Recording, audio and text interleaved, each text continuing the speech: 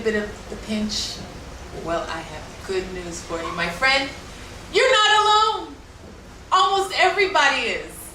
Have you noticed? When you ask people, how are you doing? Don't you hear, well, you know, okay, hanging in there, or I'm fine, mostly. Most of that comes from the fact that a lot of people aren't feeling like they have the money to meet their basic needs or to do even a little bit more. Maybe they can't take the vacations that they so need, or they can't really afford the extra, nice thing that they want, or they're really having trouble just making ends meet. Well, my friends, today we're going to look at 3 things that we can do to help us through these really tight financial times. All right, so the first thing is we want to acknowledge what's going on, but we want to take away that emotional charge. A lot of times when you hear people talk, or maybe you yourself, when you're talking about your finances or your current state, when they're not so great, we're very emotional about it. Oh, things aren't going well, or oh, I'm just so stressed, I don't know what to do. Now, you might be asking, so what do you do if someone asks you how you're doing? You can actually remove the emotional charge and say, having a really hard time right now. Things aren't going as I had planned or the way I would like. You see what just happened? We removed that emotional charge. So accept things or look at things the way they are. Don't make them worse than they are.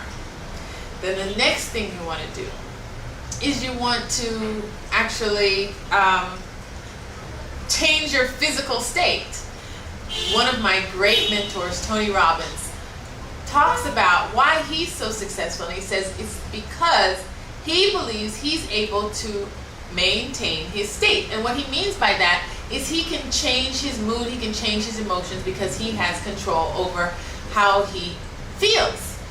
And a lot of times when we are sad or depressed, we tend to look down.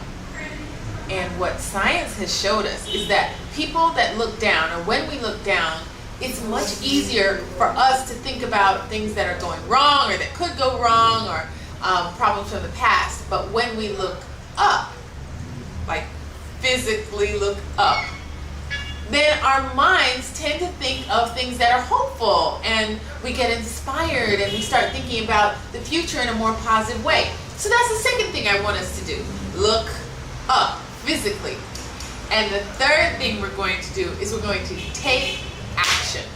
Now, taking action is probably going to be, at least this first step, as simple as writing down what you really want to see happen.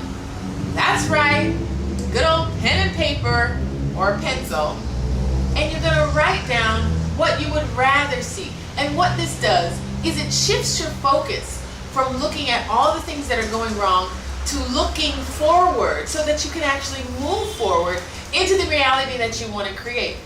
All right, so these are the 3 things that we're going to start with today to at least get us kind of out of that funk, so that we can make the money that we deserve. Doggone it. All right, if you like this video, please like it and share it, and I hope to see you again on